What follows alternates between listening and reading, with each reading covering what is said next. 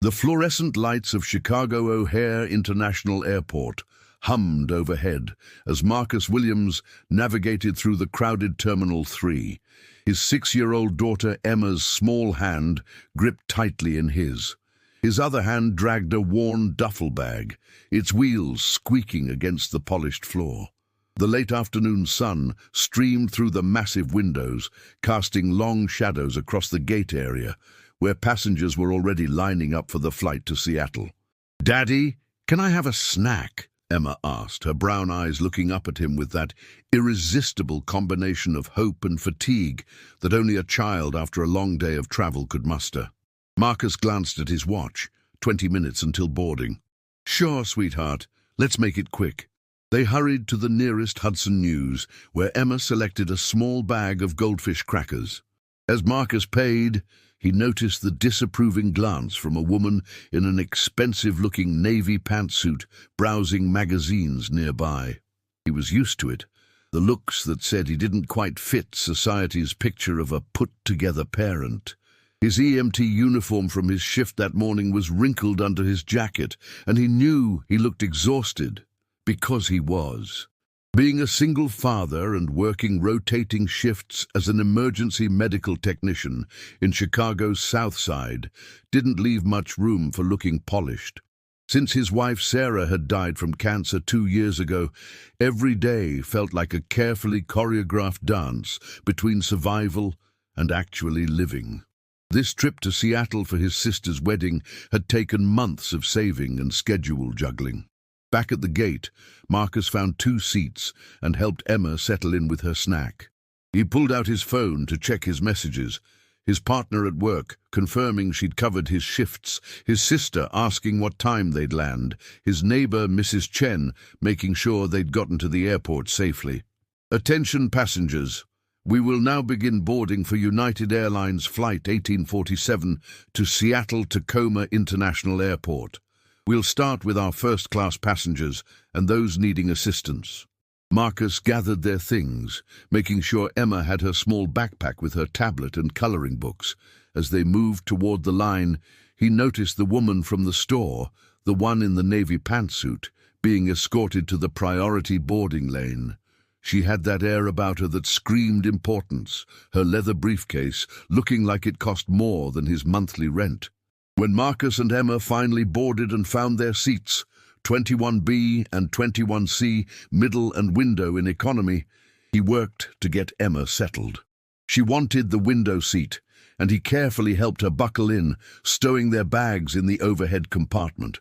The familiar sounds of a boarding plane filled his ears, the thud of luggage, the rustle of passengers finding seats, the crying of a baby somewhere in the back.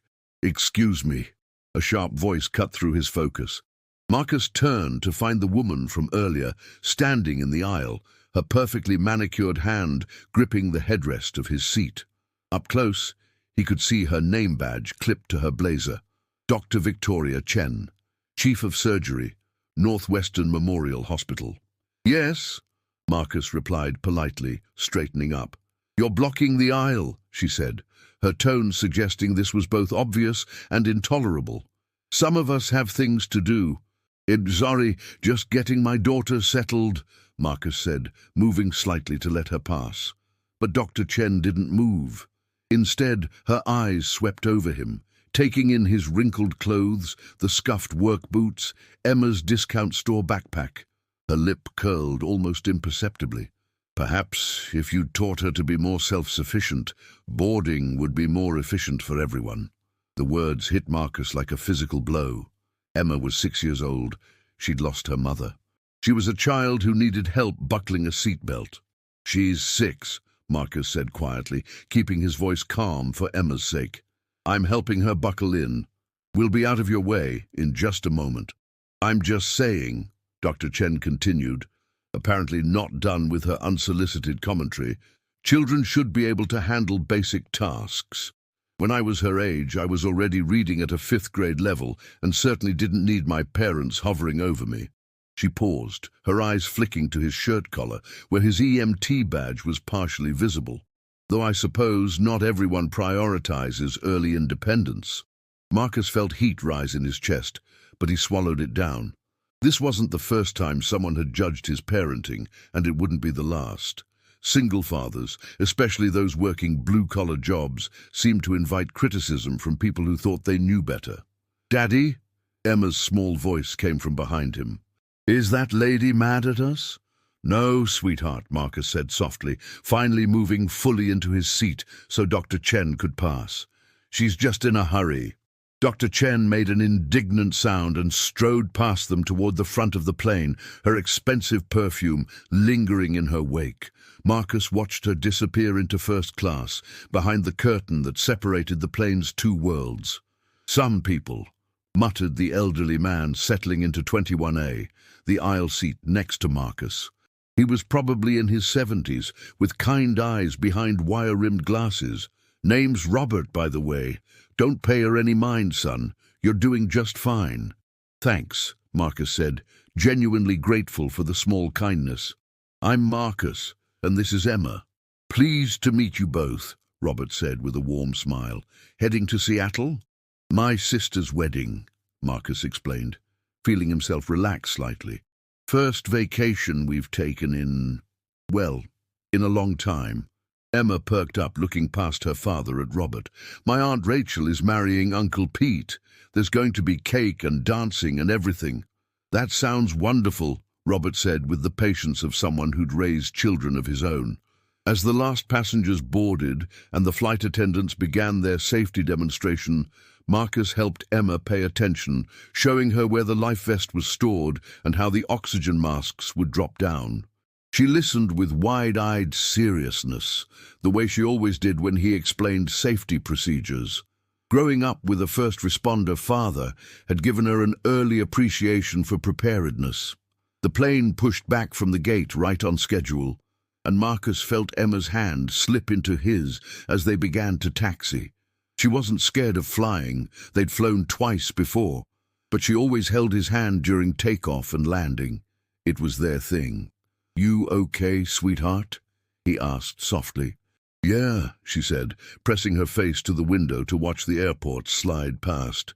"Daddy, why was that lady so mean?" Marcus sighed.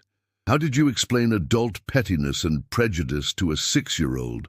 Some people have bad days," he said finally, "and sometimes they forget to be kind. You always say we should be kind even on bad days." "That's right, we should." "So she forgot?" "Something like that." The engines roared to life, and the plane accelerated down the runway. Emma squeezed his hand tighter, and Marcus squeezed back, feeling the familiar surge of protective love that fatherhood had awakened in him. This little girl was his entire world. What some arrogant doctor thought about his parenting didn't matter. What mattered was Emma. Keeping her safe, helping her grow, teaching her to be kind in a world that often wasn't. The plane lifted off, Chicago falling away beneath them. The November sky was clear, promising good weather for the flight. Marcus leaned back in his seat, finally allowing himself to relax. 3 hours and 45 minutes to Seattle. Then a weekend of family, celebration, and hopefully some much-needed rest. Emma pulled out her coloring book, and Marcus helped her set up the tray table. As she began carefully coloring a picture of a princess, she always stayed inside the lines. His perfectionist little girl, Marcus pulled out the novel he'd been trying to read for 3 months. Maybe he'd finally get past chapter 4. Robert had pulled out a newspaper, an actual physical newspaper, which Marcus found charmingly old-fashioned, and the three of them settled into the rhythm of the flight. The seatbelt sign dinged off, and people began moving about the cabin. Flight attendants emerged with their drink carts. For a moment, Marcus let himself believe the rest of the flight would be uneventful, that Dr. Chen's rudeness would be the worst thing he'd encounter on this journey, that he and Emma would arrive in Seattle without incident, ready to celebrate love and family and new beginnings.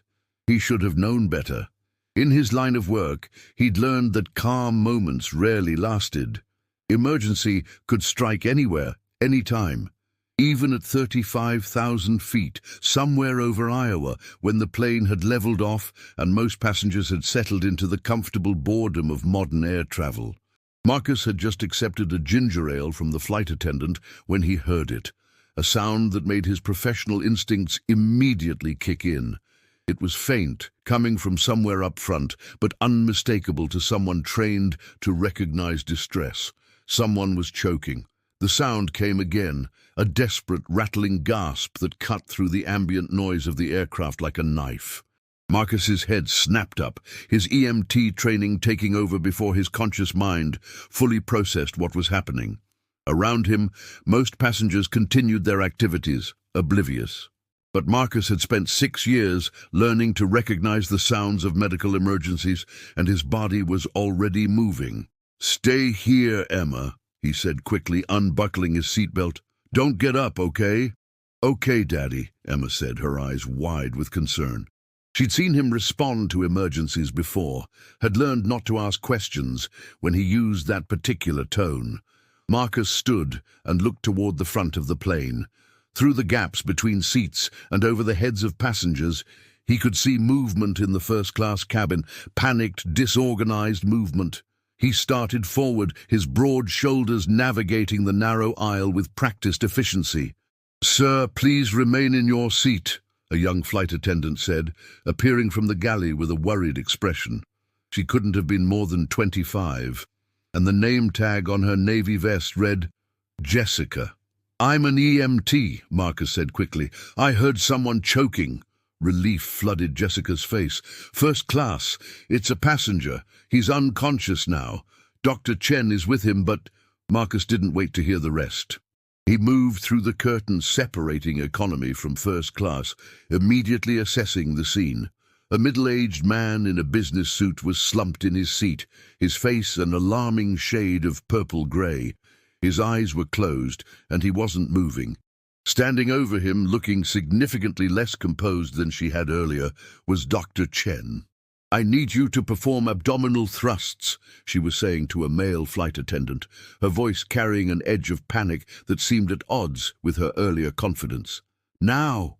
"Ma'am, I don't know how—" the flight attendant started. "I'm directing you. Just do what I say." Marcus took in the scene with trained eyes. Unconscious patient, signs of airway obstruction, no one performing effective intervention. Dr. Chen, despite being a surgeon, was standing back, directing rather than acting. The patient was seconds away from death. "Excuse me," Marcus said firmly, moving past Dr. Chen to the patient. "What do you think you're—" she started. "EMT, Chicago Fire Department," Marcus said, already tilting the patient's head back and checking his mouth. He could see it, a piece of partially chewed steak lodged in the back of the throat. The man must have been eating when he started choking, probably aspirated while laughing or talking. "I'm a surgeon," Dr. Chen said indignantly. "I've got this under control." Marcus ignored her, his fingers already working to sweep the obstruction from the patient's mouth. It was too large, too deeply lodged. The man's lips were turning blue. No pulse at the carotid artery. He'd stopped breathing. "He's in cardiac arrest," Marcus announced, already pulling the man from his seat with help from the flight attendant. They needed him on the floor. "How long has he been unconscious?" "Maybe 30 seconds, Jessica supplied, appearing with the plane's medical kit. "I was assessing the situation," Dr. Chen protested. "You can't just—" "Ma'am, please step back," Marcus said. Not unkindly, but with absolute authority.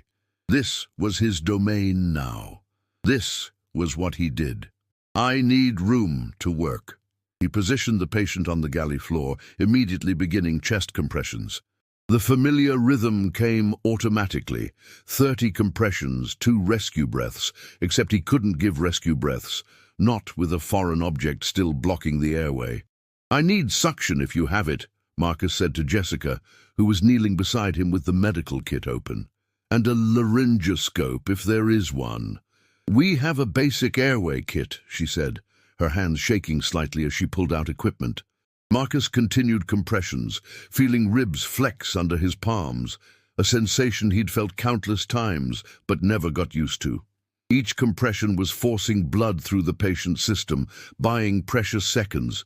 But without clearing the airway, those seconds wouldn't matter. "Let me see the kit," Dr. Chen said, her voice regaining some of its earlier authority. She knelt on the patient's other side, pulling out a laryngoscope. I can visualize the obstruction. Can you remove it? Marcus asked, pausing compressions to let her work. Dr. Chen inserted the laryngoscope, her hands steady despite the plane's slight turbulence. Marcus watched her face, saw the moment her confidence wavered. The obstruction was there, she could see it, but removing it with the limited tools available was different from the controlled environment of an operating room. It's lodged in the vocal cords, she said, and Marcus heard something in her voice he hadn't expected, uncertainty. Keep visualizing, Marcus said. Hold the airway open. He reached for the McGill forceps in the kit, designed exactly for this purpose. His hands had done this before, in the back of ambulances racing through Chicago streets, in dingy apartments and on busy sidewalks. The setting changed, but the human body didn't. With Dr. Chen holding the laryngoscope steady, Marcus carefully guided the forceps down, working blind beyond what the small scope could show him. He felt the resistance of tissue, the hard edges of the obstruction. The patient's oxygen saturation was critically low. Brain damage began after 4 minutes without oxygen. They were approaching that threshold. I've got it, Marcus said, feeling the forceps grip something solid. Carefully, precisely, he pulled. The piece of steak, it was beef, he could see now, a chunk someone hadn't chewed properly, came free. Immediately, Marcus tossed the obstruction aside and repositioned the patient's head. Breathe, he whispered, almost like a prayer as he delivered 2 rescue breaths. The patient's chest rose, fell. Marcus resumed compressions, counting in his head. 30 compressions, 2 breaths, 30 compressions, 2 breaths. Come on, he muttered. Come on, buddy. Stay with us, Dr. Bao. Chen had sat back, still holding the laryngoscope, watching Marcus work with an expression he couldn't quite read. Around them, flight attendants had formed a barrier, keeping curious passengers back. Through the curtain, Marcus could hear concerned murmurs. 15 seconds, 30 seconds. Marcus's arms were burning, but he didn't slow down. This was the critical window. If the heart was going to restart, it would be now. 45 seconds. And then a cough. A genuine, wet, beautiful cough. The patient's eyes fluttered open, confusion and panic mixing in his disoriented gaze. He tried to sit up, gagging, coughing again. Easy, easy, Marcus said, helping him turn onto his side as he coughed up fluid and remnants of the obstruction. You're okay, just breathe. Nice and slow. What happened? The man gasped, his voice hoarse and raw. You were choking, Marcus explained calmly, his hand steady on the man's shoulder. You stopped breathing for a bit, but you're okay now. Just take it easy. The captain's voice came over the intercom, startling everyone. Ladies and gentlemen, this is Captain Morrison. We've had a medical emergency in the cabin, but thanks to the quick action of a passenger, the situation is under control. We'll be landing in Denver in approximately 20 minutes as a precaution. Medical personnel will meet us at the gate. Denver. They were diverting. Marcus hadn't even thought about that, but of course they would. This patient needed a hospital evaluation, monitoring for potential complications. Is Rachel okay? The patient asked weakly, and Marcus realized the woman in the seat next to his had been his companion. She was crying, holding his hand. You're both okay, Marcus assured them, but you're going to the hospital when we land, just to be safe. As the passenger stabilized, sitting up now with Jessica bringing him oxygen from the plane's medical supplies, Marcus became aware of the crowd that had gathered. Passengers from both cabins were watching, some filming on their phones, others simply staring. And right in front, Dr. Chen stood, her expensive pantsuit somehow looking less crisp than before. That was... she started, then stopped. You saved his life. Marcus wiped sweat from his forehead with his sleeve. Just doing what I'm trained to do. In an operating room, with a full team, proper equipment, I could have... Dr. Chen's voice trailed off. She seemed to be talking to herself more than to Marcus. But here, With limited resources, you knew exactly what to do. Marcus looked at her, really looked at her, and saw past the designer clothes and the arrogance. He saw someone who'd been confronted with the limits of her expertise, with a situation that required a different kind of knowledge than she possessed. And to her credit, she wasn't making excuses. Different training, different situations, Marcus said simply. In an ER, you'd know things I don't. I'm a surgeon, Dr. Chen said quietly. I work on anesthetized patients in controlled environments. I haven't dealt with an acute emergency like this since my residency, and even then, she met his eyes. I froze. For crucial seconds, I froze. You were about to help, Marcus said generously. You had the laryngoscope ready. But you acted. While I was trying to remember protocols and maintain control, you just did it. She paused, and when she spoke again, her voice was different, smaller, more honest. Earlier, I said terrible things to you. About your daughter, about your parenting. I judged you based on nothing. On my own prejudices and exhaustion, and I'm sorry. Truly sorry. Marcus glanced back through the curtain, where he could see Emma's worried face peeking around a seat, with kind Robert obviously keeping her calm and explaining what was happening. His daughter, his world, watching her father do what he did best.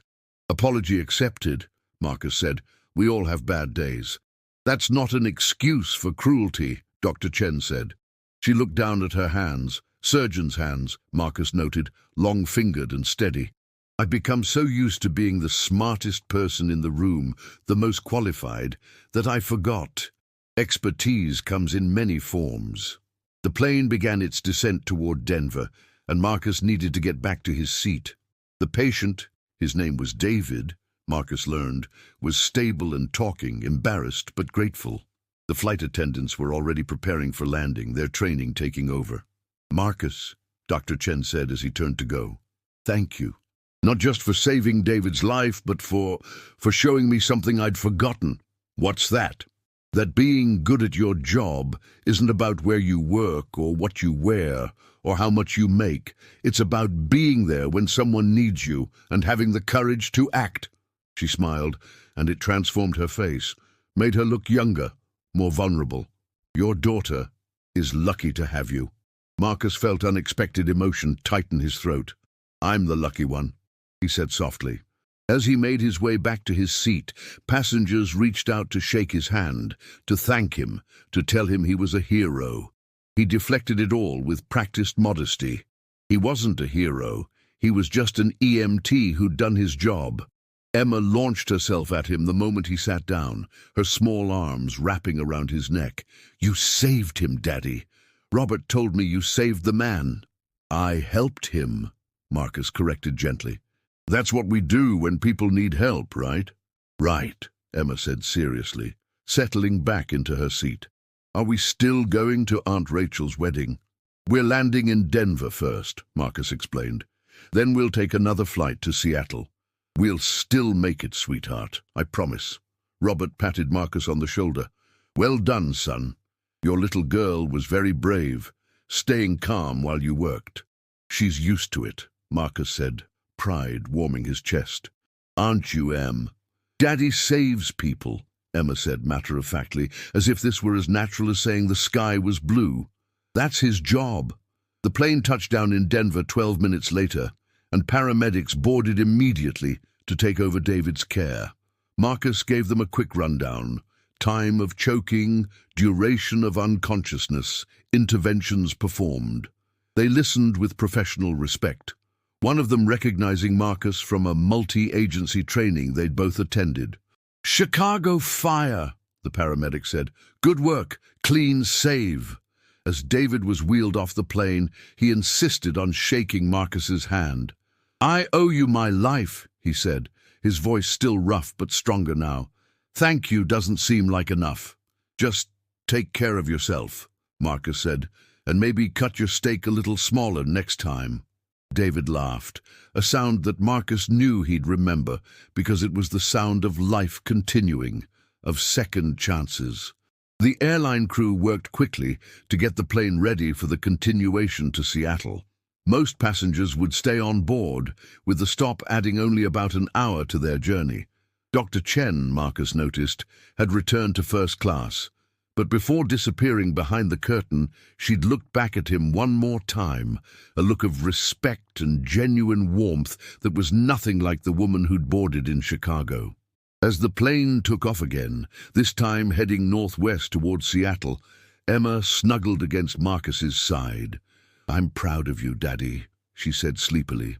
Marcus kissed the top of her head, breathing in the strawberry scent of her shampoo. "I love you, sweetheart. Love you too." Outside the window, the Rocky Mountains stretched below them, their peaks catching the last light of the setting sun. Marcus watched the landscape roll by, feeling the adrenaline slowly drain from his system. His hands were steady now, but he knew later, in the quiet of his hotel room, they might shake. They always did after a close call. But for now, with his daughter safe beside him and a man alive who might not have been, Marcus felt something he hadn't felt in a long time. A deep, uncomplicated sense of purpose. This was why he'd become an EMT, not for recognition or glory, but for these moments, for the privilege of standing between life and death and choosing life. "You know," Robert said from the aisle seat, "I taught emergency medicine for 30 years before I retired. I've seen a lot of saves, but that was textbook. You should be teaching." Marcus smiled. "I'm happy where I am, on the streets with my crew. That's where I'm needed." "The streets are lucky to have you then." As the plane carried them toward Seattle, toward his sister's wedding and a weekend of celebration, Marcus allowed himself to relax completely. The crisis was over. The emergency had passed, and in a few hours he'd be somewhere safe and happy with his daughter, celebrating love and family. He didn't know it yet, but the ripples from this flight were just beginning. Sometimes the smallest acts of courage create waves that travel farther than we can imagine. Sometimes saving one life changes dozens more. And sometimes being exactly who you are, in Marcus's case, a dedicated EMT and loving father, is more than enough. It's everything. The Seattle-Tacoma International Airport was buzzing with its usual evening activity when Flight 1847 finally touched down at 9:47 p.m., nearly 3 hours later than scheduled. As the plane taxied to the gate, Marcus helped Emma gather her things, both of them tired but relieved to have finally arrived. "Marcus," a familiar voice called as they prepared to deplane. Dr. Chen was standing in the aisle of first class, waiting. As Marcus and Emma approached with the line of exiting passengers, she stepped forward. "I wanted to give you this." She handed him a business card, heavy stock, embossed lettering. "Dr. Victoria Chen, Chief of Surgery, Northwestern Memorial Hospital." But she'd written something on the back in elegant handwriting, a phone number and the words, "Call me if you or Emma ever need anything. I mean it." "Thank you," Marcus said, genuinely touched by the gesture. "No," Dr. Chen said firmly. "Thank you." And she hesitated, then crouched down to Emma's level. "Emma, your dad told me about your coloring while I was watching you in your seat earlier. You stay inside the lines very carefully. That takes patience and focus. Those are good qualities." Emma beamed, any earlier worry about the mean lady apparently forgotten. "Thank you. Do you want to see my princess?" "Doctor." Chen looked at the coloring book page Emma held out, a princess in a flowing gown, every section carefully colored within its borders. "That's beautiful," she said, and Marcus could tell she meant it. "You know what? You remind me of my daughter when she was your age. She loved coloring too." "You have a daughter?" Emma asked. "I do. She's 23 now, in medical school." Dr. Chen's expression softened with a memory. "When she was little, I was working so much I missed a lot. Too much. I thought being successful meant being at the hospital. I forgot that success also means being present for the people you love." She stood, meeting Marcus's eyes. "You're not making that mistake. I can see how much she adores you." "She's my whole world," Marcus said simply. As they exited the plane, the gate agent stopped them. "Mr. Williams, the airline would like to speak with you before you leave the airport if you have a moment." They're in the customer service office just past baggage claim. Marcus checked his watch. His sister wouldn't be picking them up for another 30 minutes anyway. Sure. Lead the way. The customer service office was a small professional space where a manager named Patricia greeted them warmly. "Mr. Williams, we wanted to thank you personally for your actions today. You likely saved a passenger's life." Just did what anyone with my training would do, Marcus said, uncomfortable with the attention. "Nevertheless, the airline would like to offer you and your daughter complimentary first-class tickets for your return flight to Chicago, as well as a $500 travel voucher for future flights." Patricia smiled at Emma. "And for this brave young lady, we have a junior aviator kit." Emma's eyes went wide as Patricia handed her a small backpack filled with airplane-themed toys, stickers, and a pair of plastic pilot wings. "Really? For me?" "For you," Patricia confirmed. "Your dad is a hero, and you were very brave while he helped someone." As they finally made their way to baggage claim, Marcus's phone buzzed with texts. His sister, Rachel, "Where are you? Are you okay? I saw the news." News. Marcus pulled up his phone's browser and was shocked to see several articles already posted. "Single dad EMT saves choking passenger at 35,000 feet. Hero father performs life-saving intervention on diverted flight. Chicago first responders, quick action prevents tragedy." Apparently several passengers had filmed the incident and posted it to social media, where it had gone viral in the hours since they'd landed in Denver. Marcus scrolled through the videos, grainy footage of him performing CPR, clear shots of him successfully removing the obstruction, emotional clips of David recovering. "Oh no," Marcus muttered. "What's wrong?" Robert asked, appearing at his elbow with his own luggage. They'd walked together through the airport. "I'm on the news, social media. This is..." Marcus ran a hand through his hair. "I don't want attention, I just wanted to help." "Too late for that, son," Robert said with a gentle smile. "But maybe that's not a bad thing. The world needs reminders that there are good people doing good work, people like you." Rachel found them at baggage claim, a whirlwind of hugs and questions and relief. She looked so much like their late mother that Marcus felt a familiar pang. Emma launched herself at her aunt, chattering about the plane and the emergency and her new junior aviator kit. "I can't believe you didn't call me from Denver," Rachel scolded, hugging Marcus tightly. "I was freaking out." "We were fine," Marcus assured her. "Just delayed." "Just delayed, Marcus? You saved someone's life. You're all over Twitter." The wedding weekend proceeded in a blur. Marcus tried to focus on his sister and her joy, but the incident on the plane had taken on a life of its own. His phone wouldn't stop ringing, reporters requesting interviews, morning shows wanting him to appear, complete strangers sending messages of thanks and support.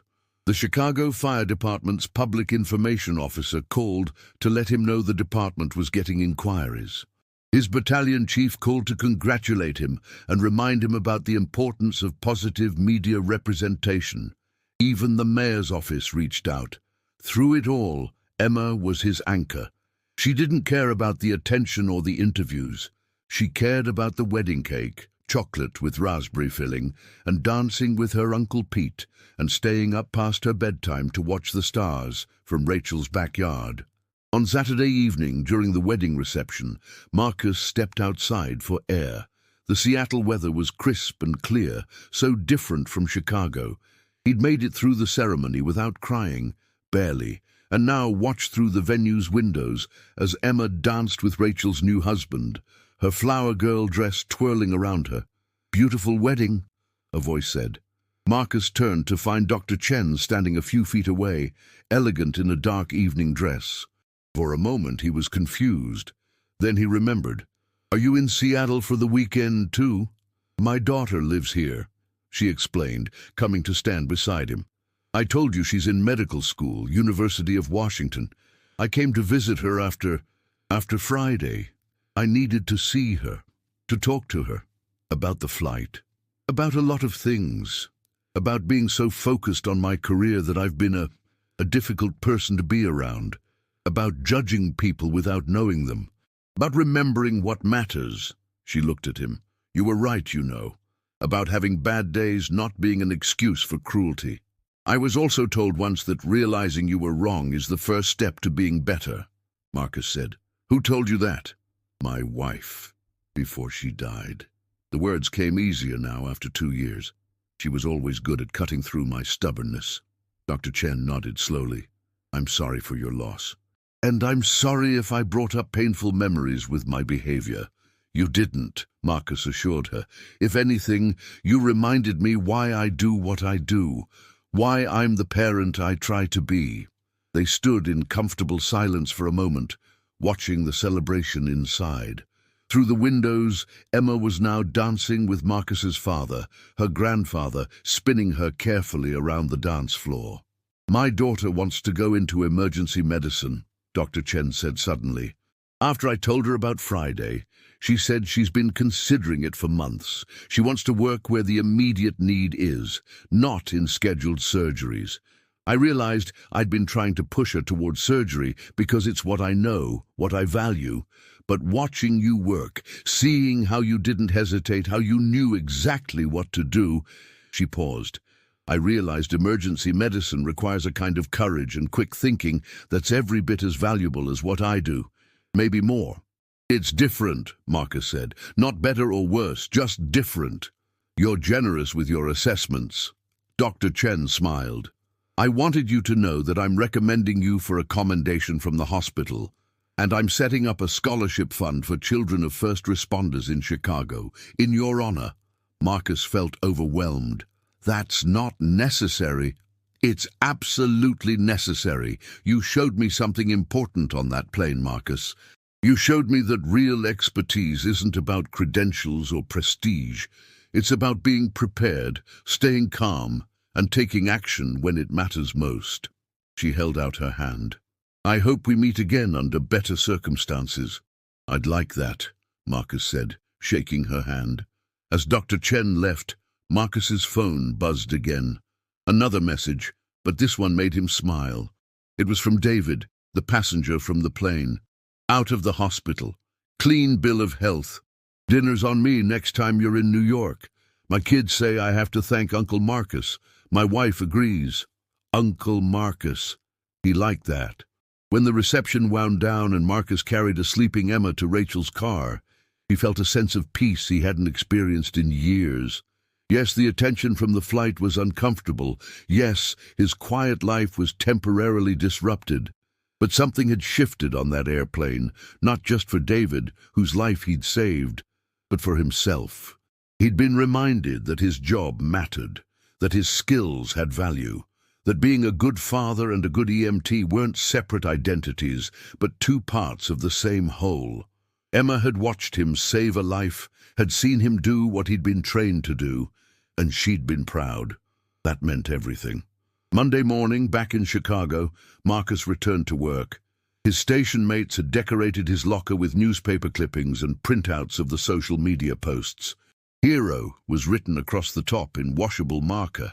Real funny, guys, Marcus said, but he was grinning. You're buying donuts for a month, his partner Jamie announced. Price of fame. Deal. The first call of the day came 30 minutes into their shift. A cardiac arrest at a senior living facility. As Marcus grabbed his kit and headed for the ambulance, muscle memory took over. This was who he was. This was what he did.